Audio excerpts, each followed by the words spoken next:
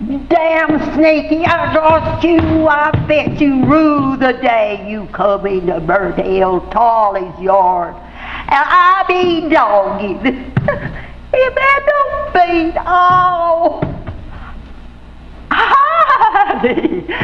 I was just killing a snake. The damn thing got away. Don't you come back here again, you low life. You reckon the snake can hear? Even it can't work its ears. Woo! I guess yours is from the real estate office down in Franklin. They told me that somebody come up here. It's a pretty good little hike, ain't it? And I guess yours think I'm a crazy old woman stomping around in my yard talking to myself. I guess yours is probably right. Poor old woman living up here on the backside of Goshen all by myself. I might act a little choir. Oh, folks, I'm all tuckered out. I need me a good fresh drink of cold spring water. I'm gonna go up there and sit on the edge of the porch, and you just sit here in the shade, rest your legs, make yourself comfortable, and I'll be seeing you just a minute from the stage there, where my porch is. You look mighty mean tonight, Miss Birdell. Oh, you shut your mouth.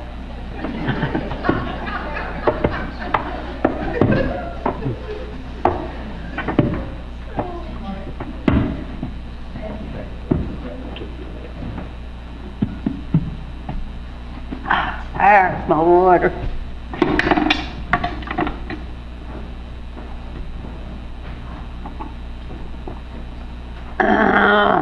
Boys, that's good.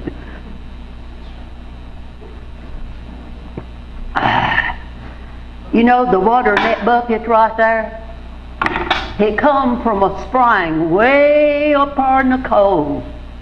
Runs all the way down the hillside to my back porch. Yes, sirree, Bob.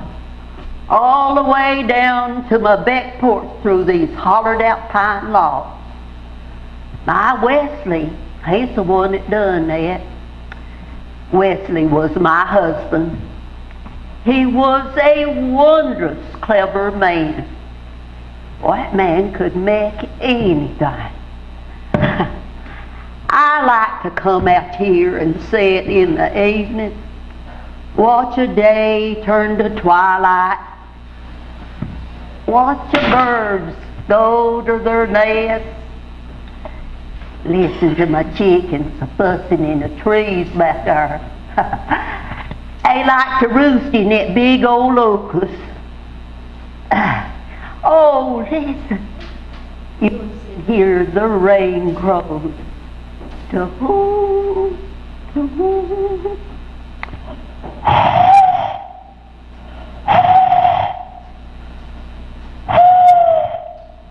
Oh, that's a mighty lonesome, sad sound. It is. Well, it's time for me to take a little dip. It's a filthy habit. Don't you take it up. It stains your teeth, taints your breath, ruins your love life. Makes a snuffing out of you like Sadie Hoskins. Now you may think you see the alcoholic with the jitters. You ain't seen nothing till you seen an old woman hankering for a dip of snuff, stone broke, and her snuff can's empty.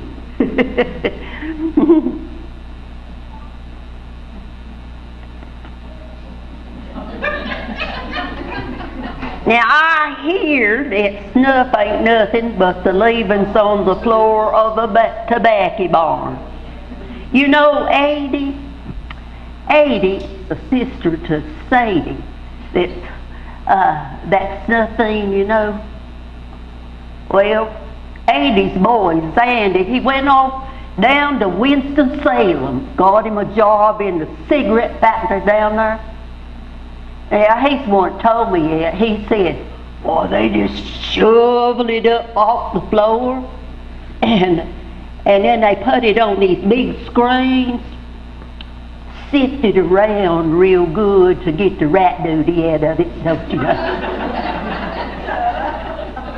And then they lift it up and put it in one of these little tin cans. I think he just told that to Sadie, hoping he'd cure her of her death, and he didn't.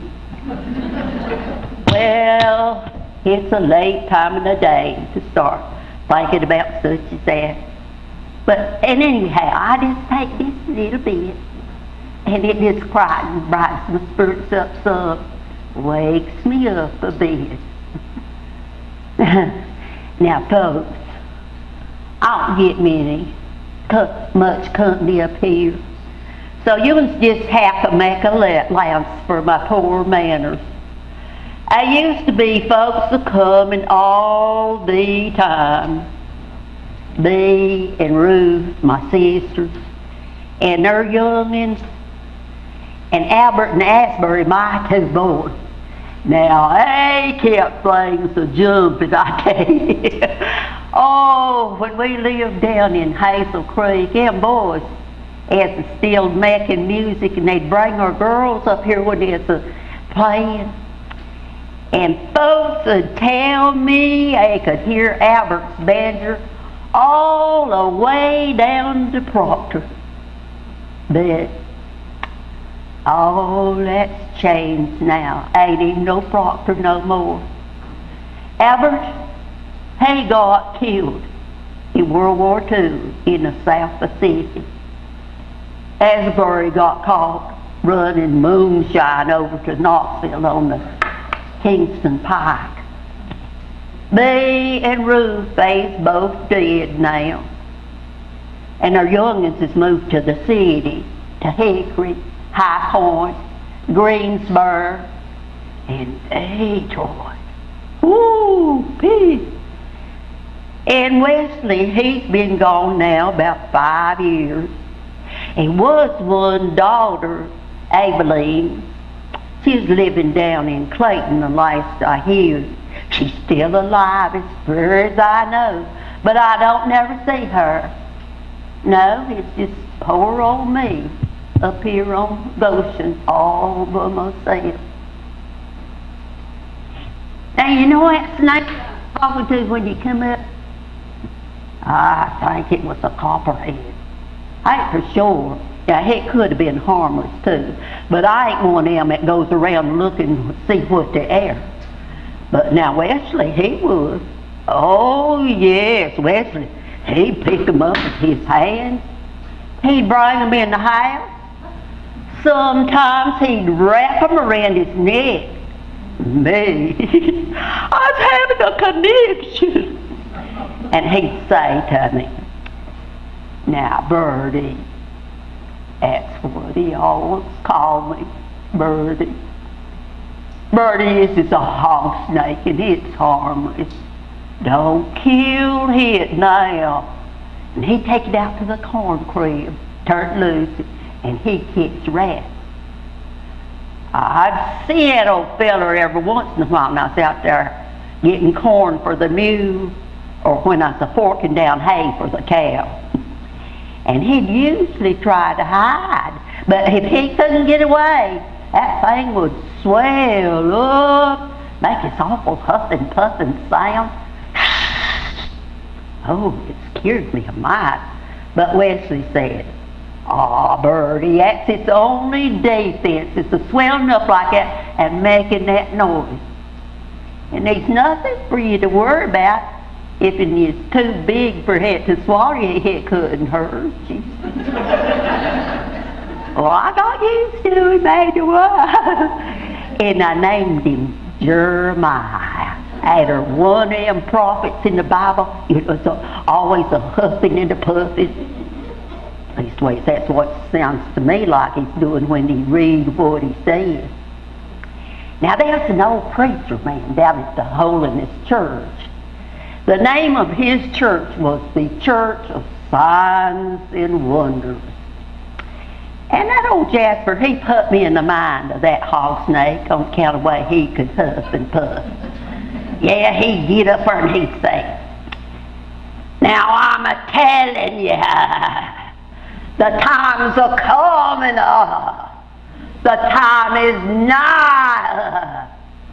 Oh, it was fun. It was better than one of them Saturday Western picture shows that me and Wesley go see down in Proctor. Wesley loved it so good. But then I tell you about some snakes. You know, when me and Wesley got to go with each other, he used to make up all kinds of things and tell me. I just believed everything he said. See, he had all this black curly hair and a devil grin. I just sat there and just eat it up like a spoon. Sometimes he'd come over and he'd look at me straight in the eye. And I'd get all weak and silly, don't you know? He had this one sister, Myrtle Jane. She tried to warn me about Wesley. She says, "Bertie, Wesley has been known to stretch a blanket. Now, just 'cause he opens and closes his mouth don't mean it's a prayer book. That means he tells lies." And then that Wesley, he heard her start talking to me. He started telling me about these different kinds of snakes. There was the hook snake, the milk snakes, and the joint snakes, and the whoop snakes. Now, these hook snakes, they put their tails in their mouth, and they'd roll down the hill like a wheel, and after they got to going pretty fast, they'd straighten out like an air spring. And they had a poison barb at the end of their tail, and that thing, it would stick in a tree, and the poison would make that tree swell up, oh, maybe 10 times its normal size. And somebody come out there in the middle of nowhere and they see that big old tree standing there. Why, just chop it down, take it to sawmill, have it sawed up into place, and then they'd take that lumber back to their place and they'd build them a house, in a barn, and maybe a chicken house.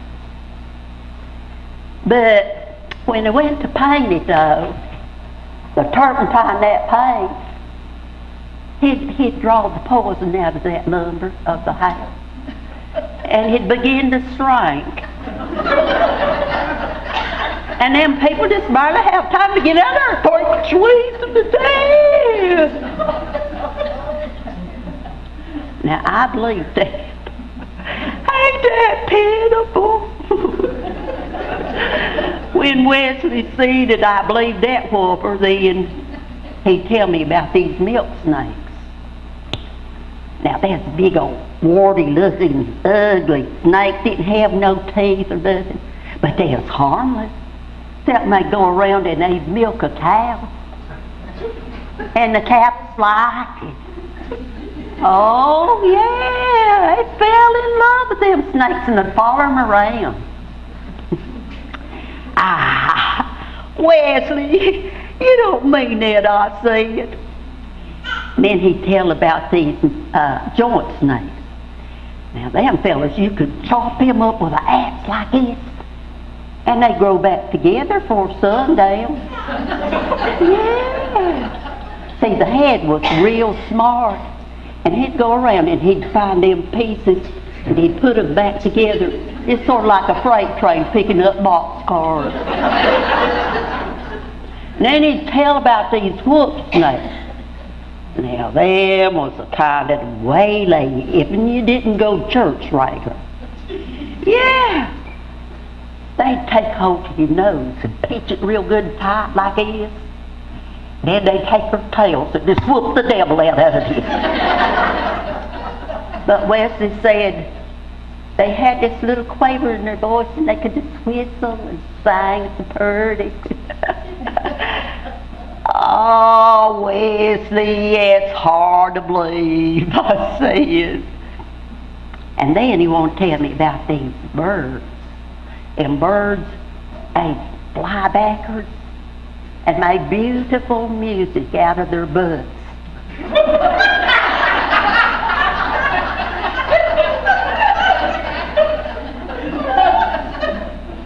Now, what could you expect? I was 16 and I married Wesley. Had never been nowhere. I was living over in Swain County at Lands Creek with my mama. Never been nowhere except to church. That's where I met Wesley, at that revival. You know, when I was a girl, that's where you courted, was at church. And you could meet boys a lot at a revival. I remember I stayed with my sister Bea over in the Larka, and she took me to this big week-long revival down in Leatherman's Gap.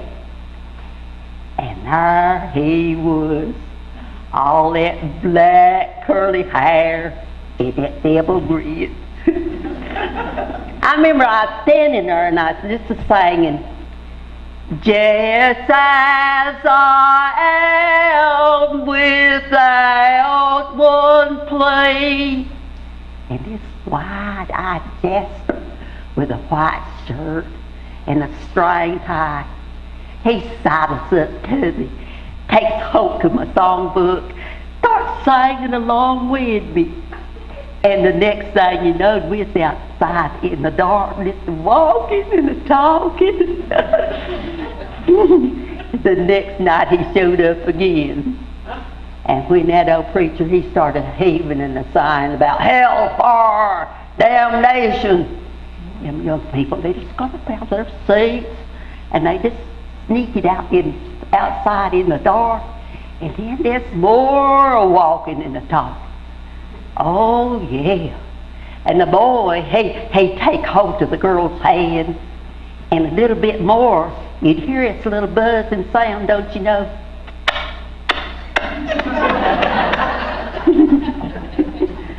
By the end of that revival, there's more than that. It's some heavy breathing down there in the lobby.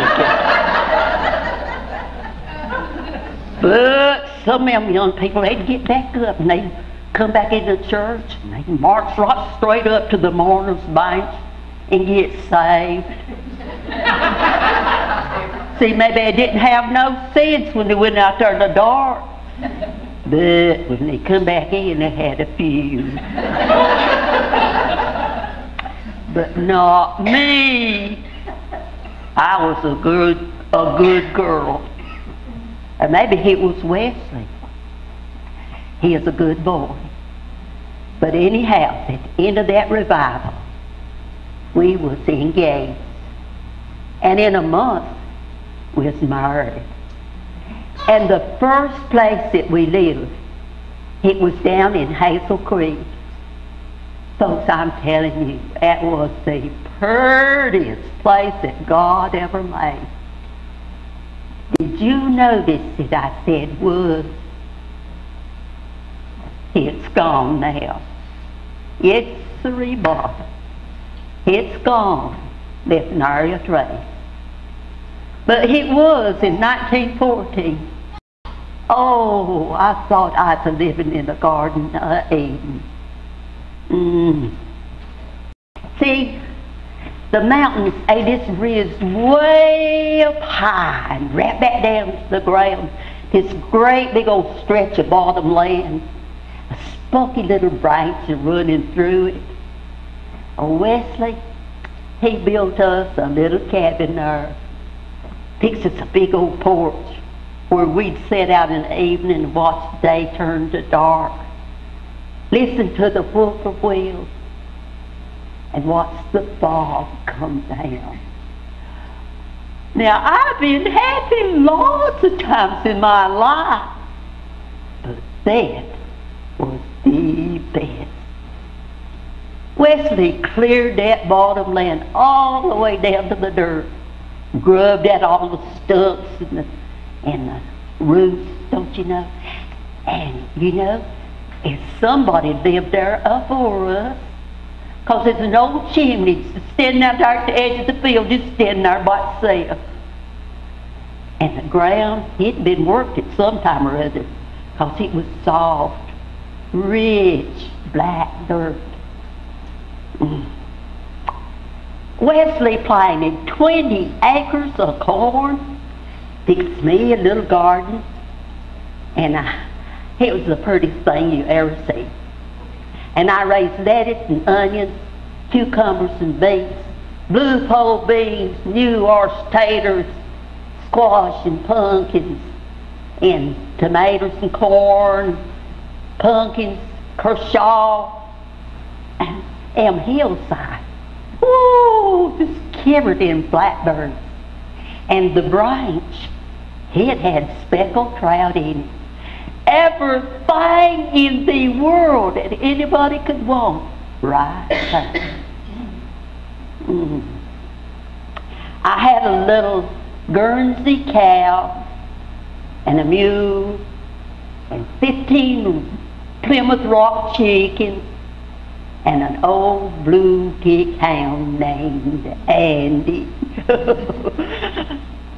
Now, ain't some people, they don't know he's happy until later, and then they look back on it.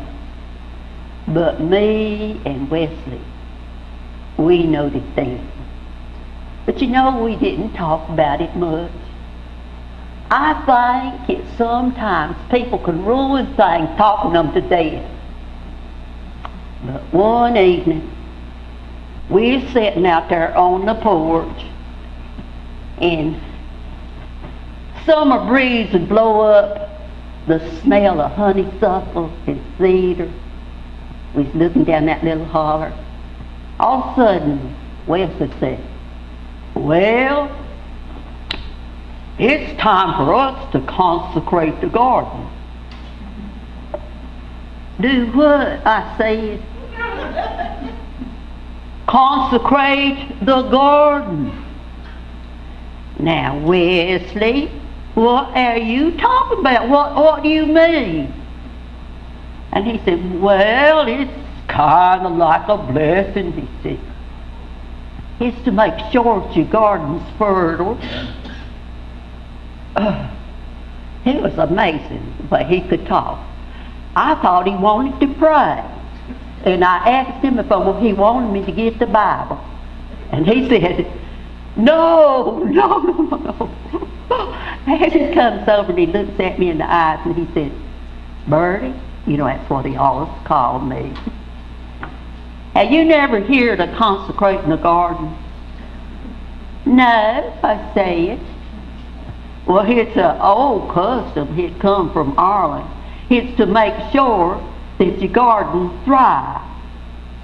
"Well, all right," I said. Then he said we had to get naked.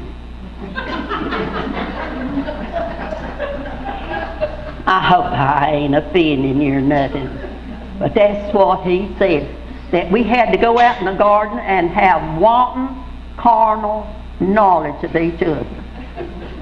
That's what he called it, wanton, carnal knowledge. "I ain't never heard of such," I said.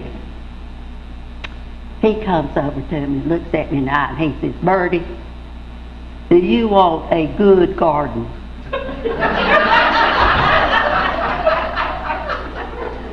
Master big tomatoes, rosiners that just melt in your mouth, butter beans, squash, okra, pumpkins, the biggest and the best.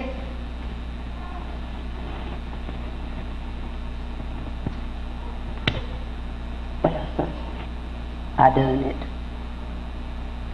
Tell you the truth, I didn't mind it all that much.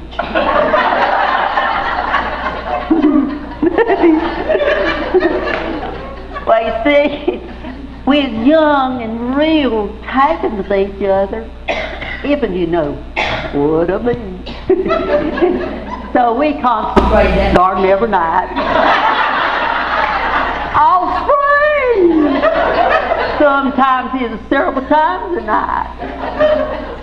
Well, I just thought, here we are, 10 miles up Hazel Creek, no neighbors. So one night it'd be the corn. The next night we consecrate the tomatoes and so on. Well, I think I know what that Wesley's doing at Wesley. But now you know, that was one more fertile garden. I never seen tomatoes that big before in my life. And then again, we're sitting out there on the porch one night, listening to the rain crows, the fur all, watching the fall come down. Wesley told me he was thinking about getting him a job down in Proctor. Now that surprised me, to tell you the truth. We didn't want for much. I mean, what we didn't raise, we could barter. And every second Tuesday, I'd hike down to the store just above Proctor, and I'd meet the rolling store. See, it was a big old store on wheels. It run around Hazel Creek, and you could get such things on it as tobacco and coffee, needles, and salt and pepper, and things like that, don't you know. But we raised near about everything that we needed. But no, Wesley all fired up. He wanted to go down there to Proctor, to that big W.M. Ritter Lumber Company. Get him a job so as we could have the finer things of life. One morning, bright and early, got up and he took off, went down there to Hazel Creek, see that big W.M. Ritter Lumber Company, and he come back home that evening all excited. They're building a town down there, Birdie. Churches and schools and big old stores. He done already seen the foreman of that sawmill. He told him he could tack him on at 12 cents an hour. It's going to be half of a two-man cross-cut saw team. And he said that he's excited about that because some of them trees is 80 foot high, 8 foot wide. And he said, we're going to cut them down. Oh, let me tell you about them saws though. They're called misery whoops. First of all, a work day is 10, 12 hours a day. And that can take the spunk out of you real quick. I mean, you lay hold of one of them 8-foot saws and you wrestle with that limber blade begging for hour or two, and it could make you all tuckered down. You felt like you'd been picked up by your heels and trailed against the ground or something. Poor old Wesley, he'd come in just dragging his feet. He'd fall asleep at the table. Sometimes his head would drop over into his plate. I got used to shucking his clothes off of him, dragging him to bed where he slept like a log till the next morning. Now, folks, it weren't long till we quit consecrating the garden. Now, as for the finer things of life, it weren't long till we had window curtains, store-bought flour, a new axe, a wind-up phonograph, and a fiddle. We moved to another house down there close to Hazel Creek. It'd make it easier on Wesley getting to his job, don't you know? And then we could go to church regular. And when the youngins come along, they could go to school down at Bushnell. Now, I hated leaving that little cabin up there in the cold. But I guess it didn't make much sense us living that far away from Wesley's job, so we did. We moved to that little white house down there. It was our company house. And Wesley bought me an ice box and a Maytag washing machine. Now, as for the finer things of life, they ain't always what they're supposed to be, you know. We never did like that town, all that clang and clatter. Them people live in them little old houses so close to each other, smells that come up from there. Oh, we still live far enough up the mountain ridge that you could hear the rain crows. But at the same time, you'd hear the old sawmill running, and you could hear the hissing, buzzing sound of them old steam engines. But we lived like that about 15 years, raised 3 youngest, Albert, Asbury, and 1 daughter, Aveline. Oh, one other little one, Adeline. It died when she was 3.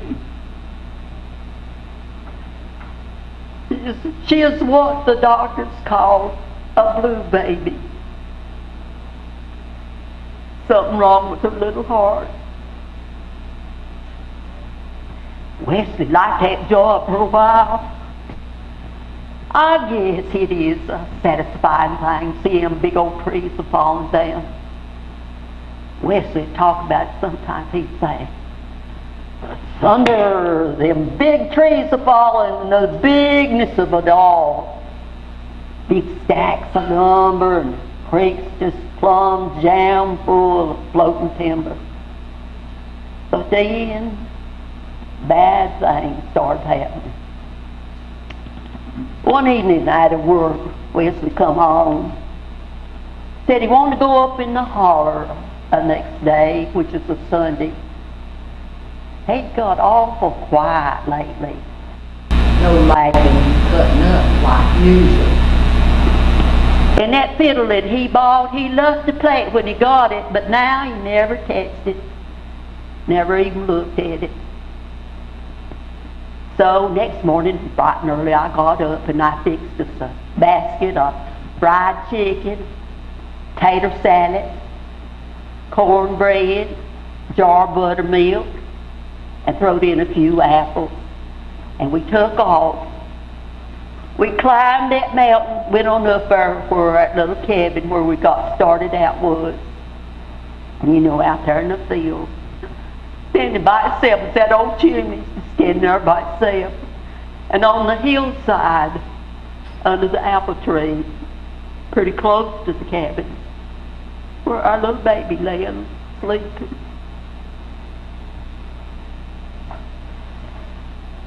Where are we going, Wesley? I said.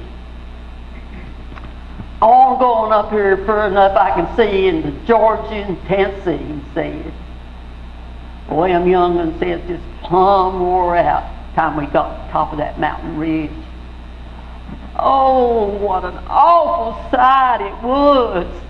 Now, what used to be a beautiful blue and green ocean stand of big hickory, oak, and spruce, cherry, walnut, chestnuts, all them big old trees cut down. Wasn't nothing there but stumps and raw dirt. It's awful quiet there. In all that quiet silence, I turned around. I could not see a thing. It was green. Wesley started talking and he said, it looked skinned, like a big animal's had all its hide took off. I think he cried. But he turned his back and I couldn't see. That's something I didn't see much of. It was Wesley crying. And then he said, I knowed it was bad, but I didn't know it'd be this bad. You know, you can't see things when you're working in the middle of it. And then he told us that he'd learned as dozens of lumber companies, just like W.M. Ritter, working every mountain and every cove. They started down in Georgia, and they'd stripped all the woods there in the forest. They come through North Carolina and made a big strip there, and then went on. Next thing that's going on into Tennessee, and on into Virginia where they do the same thing again. He said that the foreman of that sawmill said he wanted to cut every tree in the world if he could. Oh, we had the picnic in, but it wasn't too pleasant. All them people that was there, the smoke was getting in their eyes. So we left, and going on down the hillside, Wesley told us that W.M. Ritter was packing up his lumber camp and is going to move on to Summers Else. And he says when he's gone, towns like Proctor and Bushnell, they'll just dry up. And I asked him, and what happens to the workers? He said, well, the layoffs has already started. Some of them people is trying to hold on to their jobs with the lumber camps and follow them everywhere they went. Some of them is moving to other towns like Gastonia and Greensburg, getting jobs in the cotton mills. But there's some moving as far out of the state as the state of Washington. There's a place there called Cedro Woolley. There's plenty of trees there, trees that last a lifetime, or at least another 50 years. You just want to move to Cedro Woolley? Wesley asked. Albert and Asbury is about 11 or 12 these. They shook their head. No, Paul. We want to stay right here. I don't want to go no place else neither, I said. Ailey is about 9 then. She didn't say nothing. All of so quiet, that youngin'. I just thought she was shy. Well, good, Wesley said. But Wesley, what are we going to do now? And he said, we're going home. Well, where's home at? I said. And he pointed down the holler to that little cabin where we got started out. That's what we do. Left them window curtains, the ice box and electricity in that company house. Come home to the lamp light in the cabin and to the spring house where we set our milk and butter out in a trough of cold running water. And we sat out on the porch and we watched the fog come down. We listened to the rain crow. And Wesley, though, he just couldn't forget about what happened. He said, you know, I always thought there'd be trees. Fellas I worked with, they did too.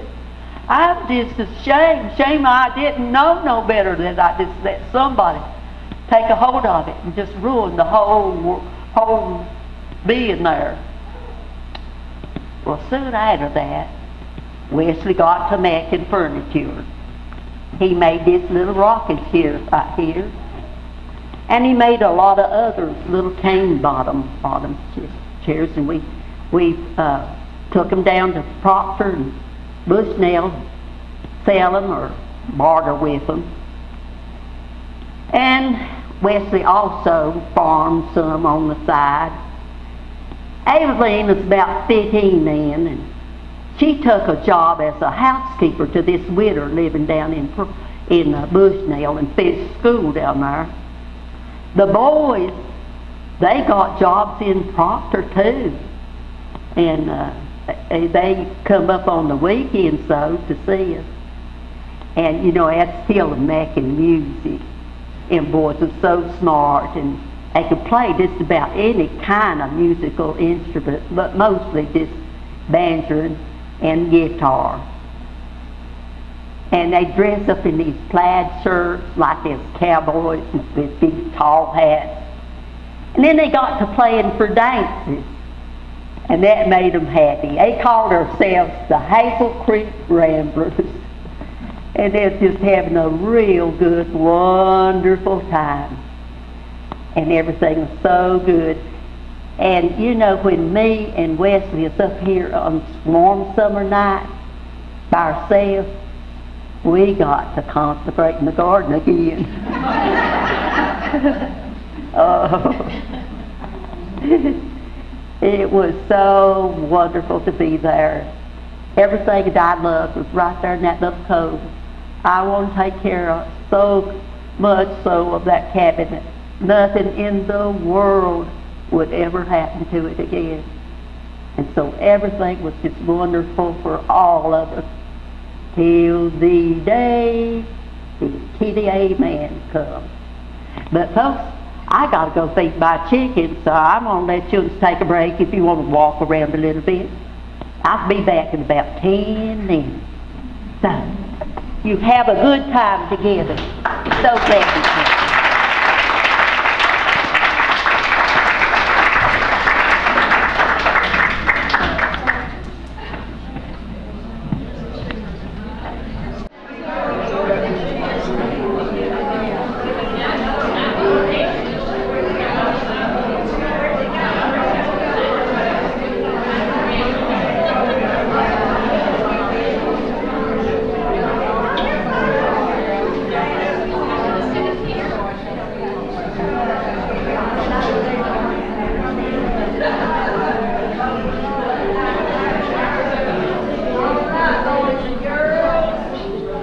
Sit up tall and straight now, we'll carry on.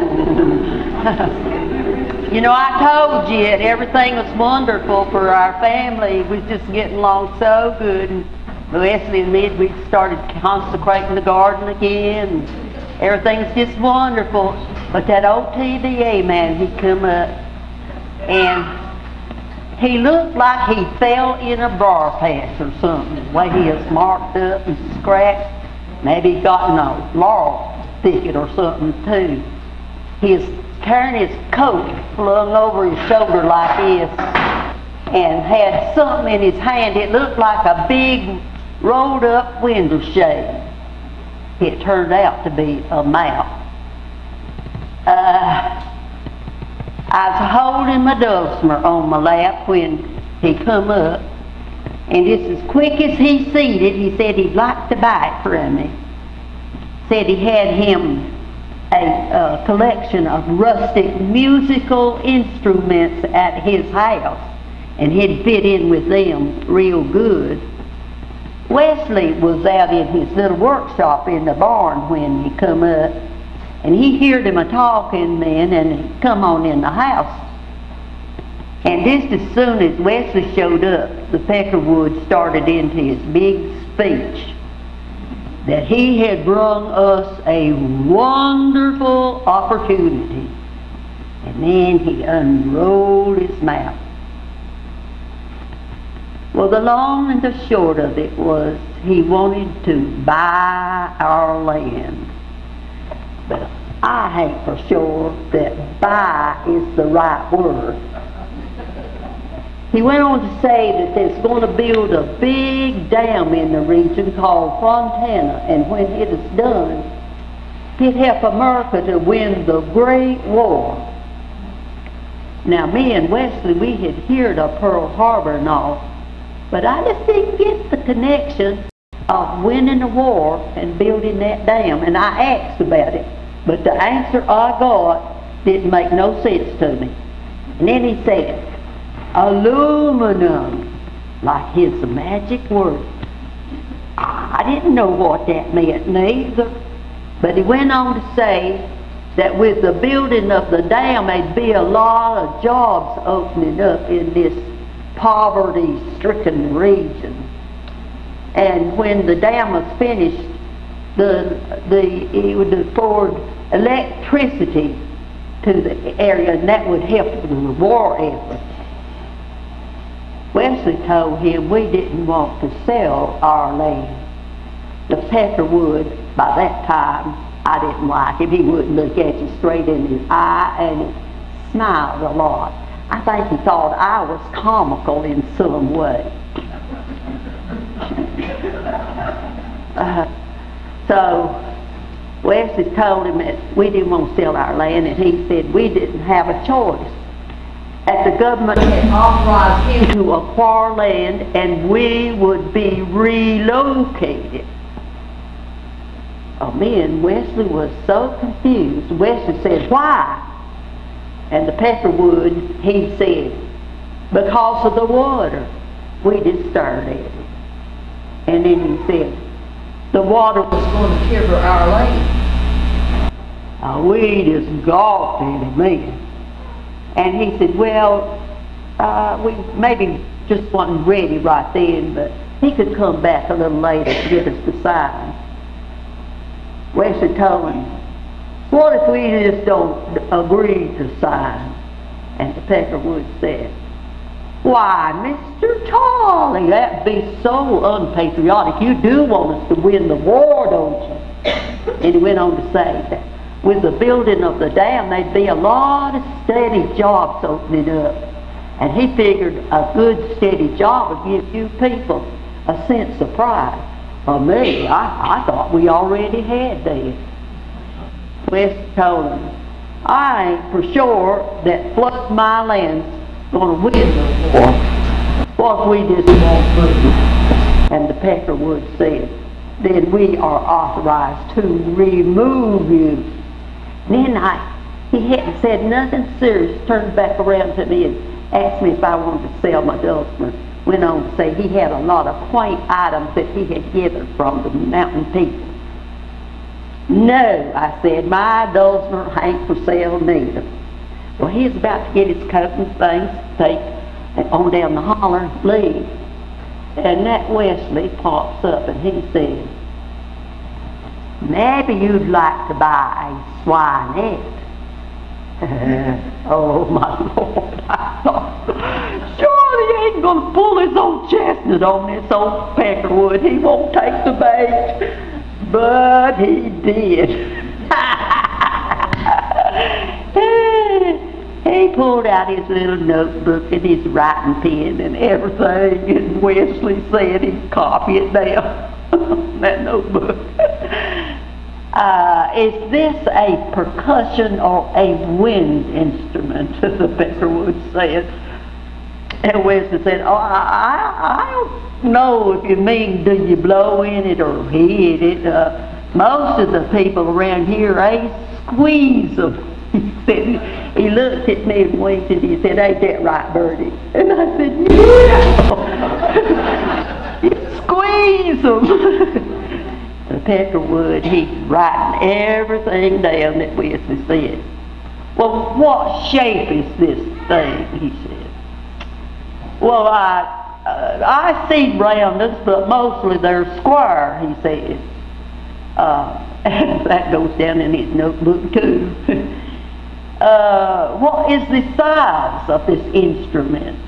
And Wesley said, well, it's about 20 feet by 20 feet.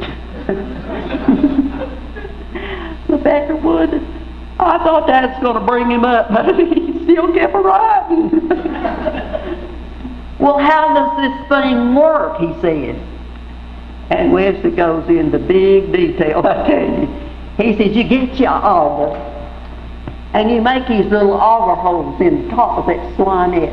Oh, maybe about a foot apart, all the way around. You have to go all around, and when you get that done, you get you a big drove of pigs, and you run them in that swinette. Now you want a good number of them because of course you want large volume on your music. And when you get them in there, you got to separate them according to their musical scale, you know. First, the little baby pixies, wee, wee, wee. The middling sounds is on, on, on. And then the big boars, that's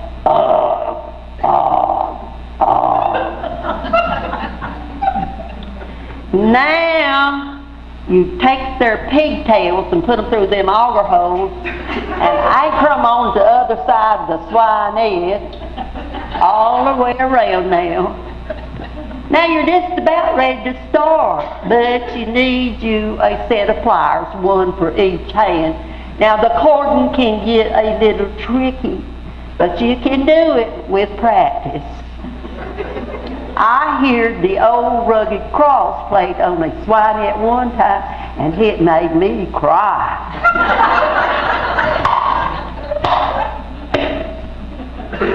The Peckerwood has stopped writing. I I've heard that Wesley tell that Swinette story a dozen times or so to people. Every time he tells it, he always ends up laughing, and the fella that's listening, he's laughing too. Not this time. That peckerwood is as red as a beet in the face, and he just stared at Wesley so mean. Wesley, he just stared right back. That old fella, he got up and he got his map and his coat and he took off down the holler in a hurry. When he is gone, I just said to Wesley, now Wesley, you just had to stretch the blanket, didn't you? I think I hurt his feelings, he said. Well then, we just sat down and we started talking. Wesley said, can you believe it? Now I know that it has to be at least 10 miles from Hazel Creek up here to my back porch, but there's a whole lot of coves and hollers in between. I said, I don't know, but if it's true, it's make it hard for them. That we will, Wesley said, and we did. Oh, it's a while before we see the water. Wesley come running in the house telling me how close the water is getting from time to time. And then, in about a couple of weeks, you hear them cutting them big trees. Big oak, poplar, butternut. But they just fell it to the ground, them trees. You'd see them, the tree tops are falling. And they set fire to it. And the smoke would coming on up out of the holler where we were living. And then one morning I was out walking and I seen it. The water, I mean. What a strange thing it was, sparkling there in the sunshine. It is pretty, but it was so odd to look at it and know it's going to run us out of the cove. Well, the old TVA peckerwood, he kept a-coming. Now he's coming in a boat. Wesley, he went back in the house. He got his 12-gauge shotgun, and he asked him to leave. He held that gun down to his side. We ain't signed nothing yet. But Wesley was just a bluffing. Wesley couldn't hurt nobody. He couldn't shoot nobody, not even that old TV peckerwood. But we know now we had to go. So we got some things out of the house and drug them on up the hillside to the smokehouse. He just up there in the dry, you see. And then we just stood there and waited for a while. And that's when Aveline come to see us. That's when I found out that she's ashamed of us. I didn't know that. We hadn't seen her for 3 years, but now she comes, and the TVA man is the one that brung her.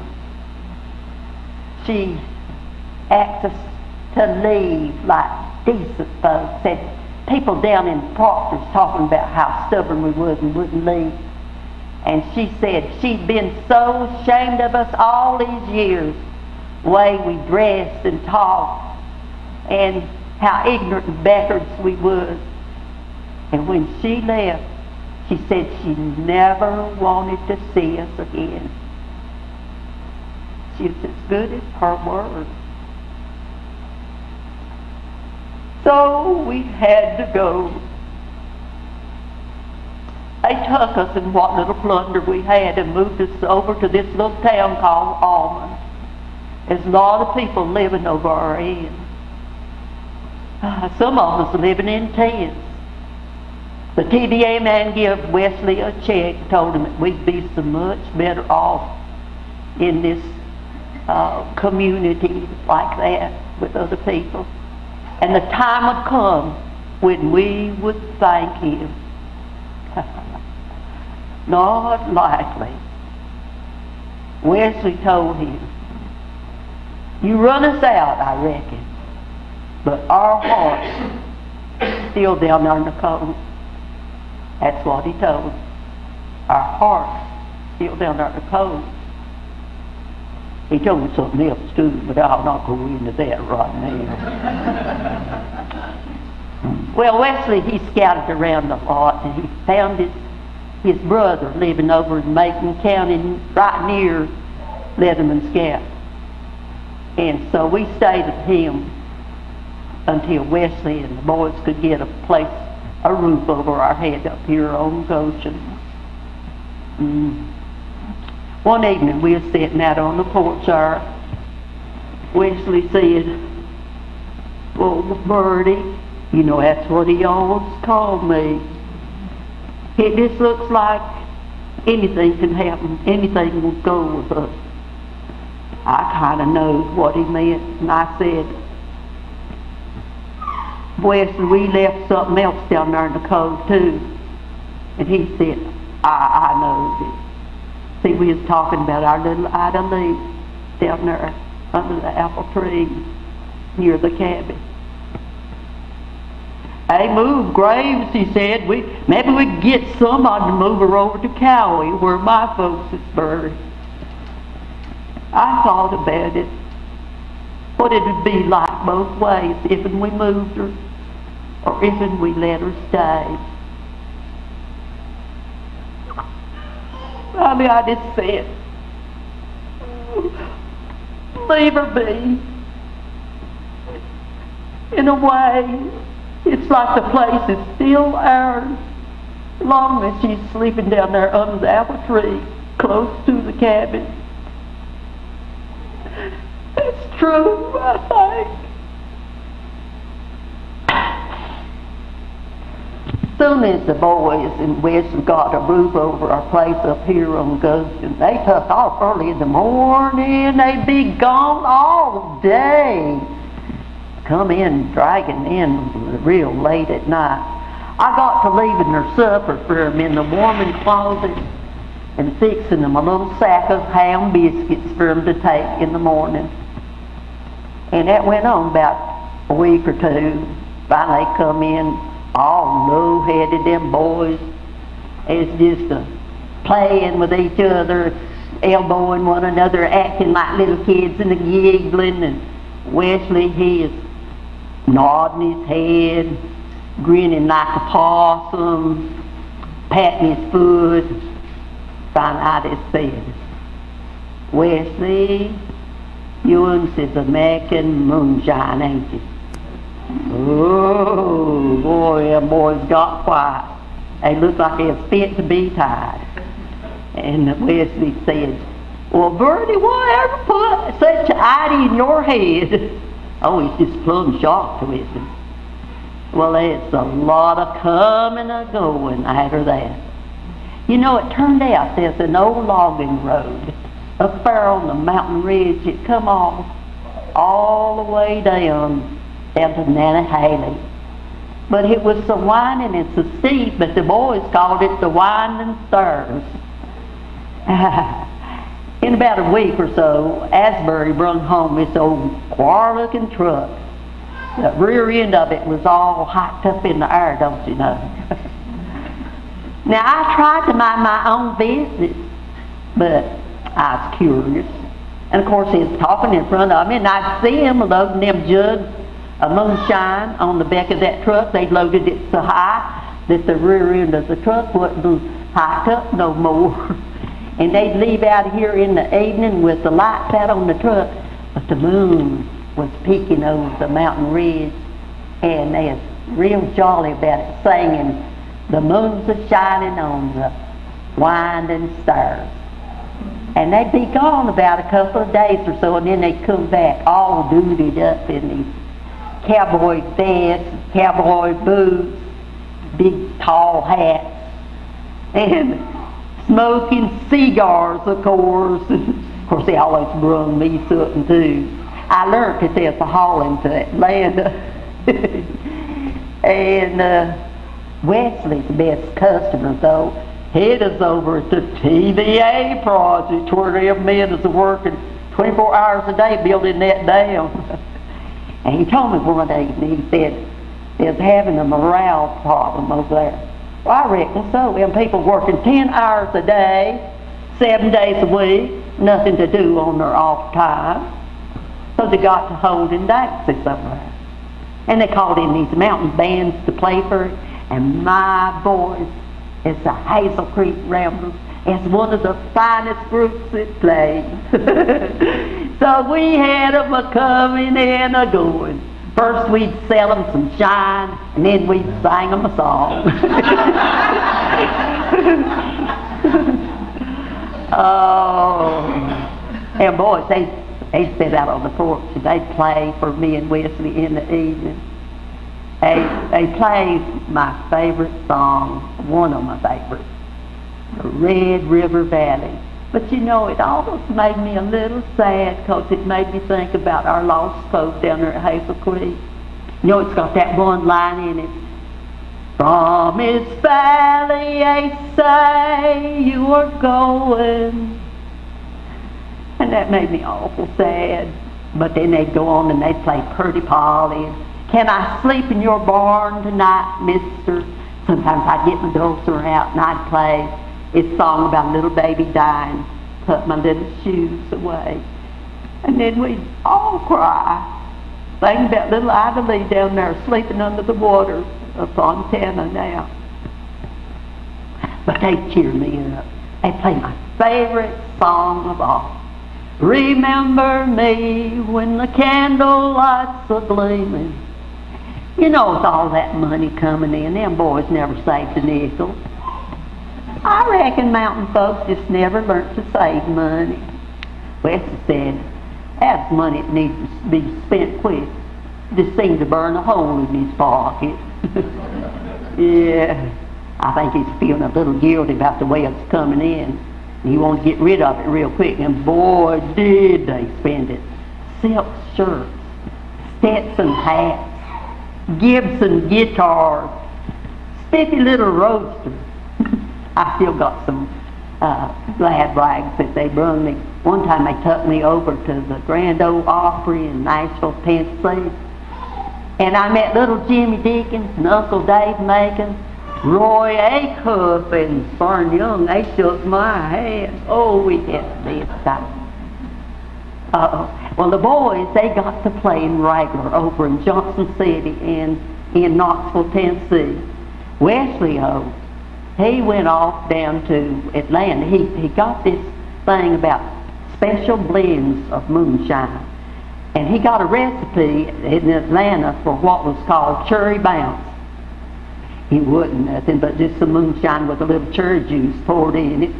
But all of a sudden he had him a concoction. Went real good in Atlanta and in Asheville for what he called Ruby Red. Oh, it's all just a blur. The things that happened that year before we lost the boys. Wesley used to say, love it fierce. Why you got it? Because you will lose it. He was so right. Our big tall trees,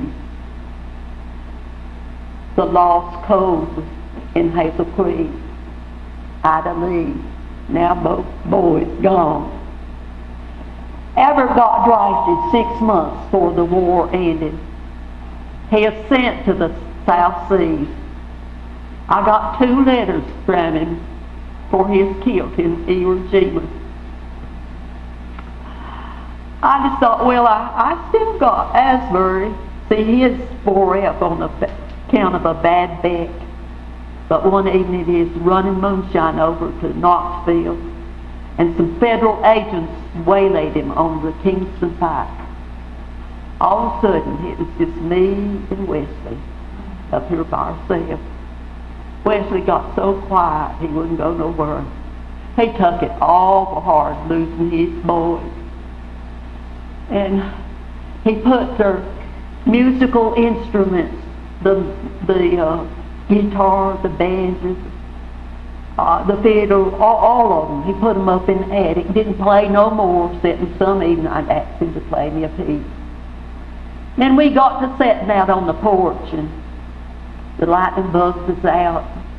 The rain crows was mourning for her off. And we got to talking a lot. Ain't that strange? We never did that before, but now we did a lot. We talked about the TVA project, about the government, the lumber camps, things like that. And Wesley said, you know, Birdie, that's what he always told me. People have been abusing me for a long time.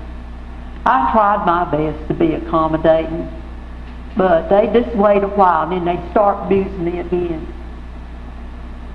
He says, you know, I always believed in the government, but sometimes they make it awful hard for you.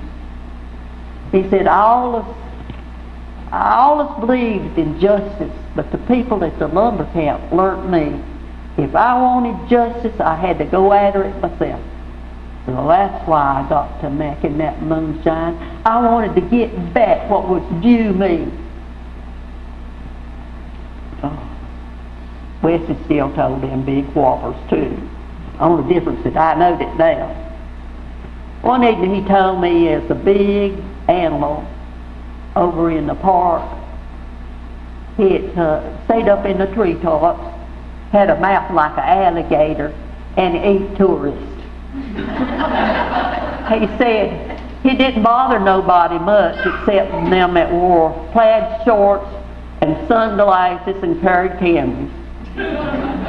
He said there's a buzzard, didn't have but one wing, but it flew around Clingman Stone, just circled round and round. And that there's a wild dog, followed them lumber camps everywhere and eat their axe handles. Yeah. Said there's a big creature like an elk, and it had to sleep standing up because it didn't have no knee joints. And there's fish up north that had fur instead of scales, like a muskrat. No. Oh, Wes never meant no harm telling them big whoppers. He just liked to see people have their mouth gaping open, saying, you don't mean that. The last lie he told me was the day he died. I don't know, maybe it's not a lie. I don't know. But he's out here chopping wood at the chopping block. And the axe, he had a green knot in an oak, and the blade hit him right here in the leg. It was a bad cut. The blood that's poured out. I was in the house when it happened. He called me out here.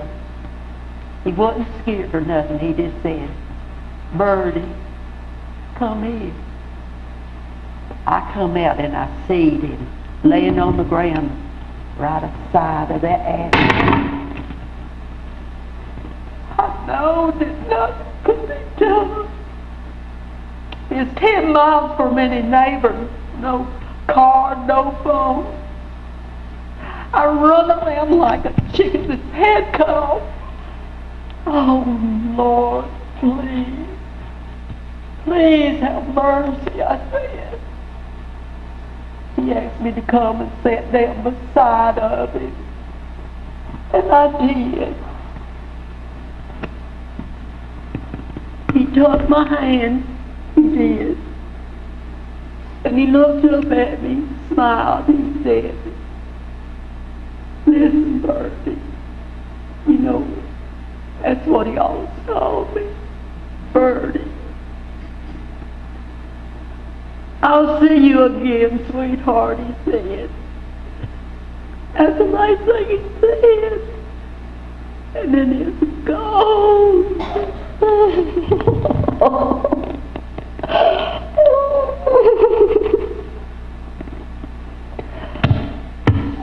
Oh, what an awful thing to do to the company. I shouldn't have told you that. I'm just a foolish old woman. I'll see many people. When I do, I always talk too much. Listen, folks, you can look over the place all you want to. The barn is up there on the hill. The spring house is off down in the law thicket. There's a snake that gets in it every once in a while, but I don't think it hurts you or bothers you. Place is awful growed up. I sold the bottom land to some Florida people last year, but they still about 30 acres. Oh, there's a nice lady comes over here to see me from social service. She wants to know if I need anything. No, I don't. They want to move me over to a rest home in Franklin, but I reckon not. No, I'm too old, too poor. I wouldn't fit. No, I just best stay here with Mister. Mister's my dog. Sleeping on the porch there. He's a good dog. Good dog. You know, last night I had a dream. I dreamt it was all back down there at Hazel Creek. We're sitting out on the porch, singing and talking, just having a good time. I looked down and I see that we was underwater. It didn't bother us none. We just kept on singing and talking, playing. Then I looked up and I see the moon shining. It was underwater too. Oh, the whole world was underwater. Ain't that strange? Oh, folks, it's getting late. I'm going to have to let you go. But please come back and see me. Oh, please come back, and if you do, I'll play and sing your song. And until then, remember me when the candle lights are gleaming. Remember me at the close of a long, long day. It'd be so sweet when all alone I'm dreaming, just to know that you remember me.